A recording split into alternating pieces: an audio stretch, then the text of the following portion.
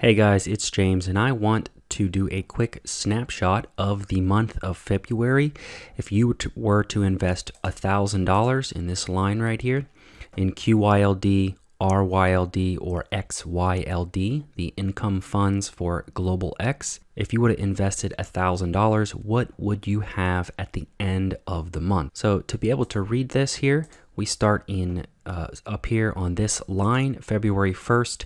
These are the starting prices on February 1st, and here are the ending prices. Here is the percent change compared to the start of the month to the end of the month. Here is the dividend payout, and I found the dividend payout number. If you come over to the fund page, for example, this is QYLD, you come down to the distribution history for the month of February. The ex-dividend date, or the date that you would have had to own the shares before this date to be able to receive this dividend right here. And it's actually going to be paid on March 2nd, not in the month of February, but this is the second dividend for the year of 2022 for owning the shares in the month of February. We have a little over 20 cents if you want to count all of these digits. And I found the same number for RYLD and XYLD. So these are the dividend payouts that you would be receiving on the date of March 2nd. Here's the expense ratio. I took 0.6, which is the overall annual expense ratio, divided it by 12 to be able to get 0.05 expense ratio for the month of February.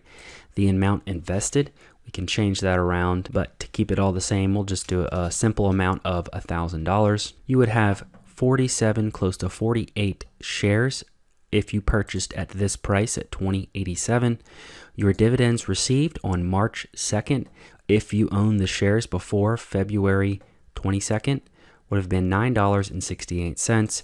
You would have ended up paying 50 cents for Global X's expenses. Your $1,000 would have ended up being $973, with a total negative loss of negative 2.7%. Very similar to RYLD and XYLD. However, RYLD, you would have been a little up this month. Your $1,000 would have blossomed to $1,019 with this dividend payout. You would have received $10.08 in dividends, with a total 1 month gain starting on February 1st, ending February 28th, to about 1.9% gain in 1 month. Over on XYLD's column, you would have received $9.85 in dividends, owned 20 shares, and your fund balance would be sitting at $987, a negative 1.3% loss. Now I wanted to compare them with their corresponding ETF. So for instance, QYLD tracks the NASDAQ 100, or Global X performs covered call options on the NASDAQ 100, and QQQ just tracks the NASDAQ 100.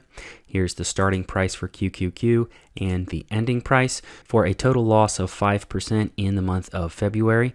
Now, they do not pay a monthly dividend, but I normalized it out.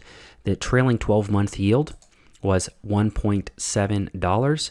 So I divided that by 12 to get us an even number. However, they do not pay a dividend until the end of each quarter. Their expense ratio was 0.2%. So I took that and divided that by 12 to be able to get a 0.02%. If I invested the same amount of money, $1,000, I would have 2.74 shares of QQQ, giving me 39 cents in dividends and paying 17 cents in expenses. My ending balance, if I had $1,000 in QQQ, would be $949, with a negative 5% loss. Same thing for RYLD. Here is an ETF, Vanguard's Russell 2000 ETF. This Russell 2000 ETF actually lost a little bit of value, whereas RYLD gained close to 1% in February. These are the dividend payouts, the expense ratios, $1,000 invested in each fund. Here is your ending balance. And you can see across the board, at least in these markets, the Global X income funds, or covered call funds, outperform their corresponding ETFs in the month of February. So that is it for this video. Head down into the comments, let me know what you thought. And with that, thanks for watching.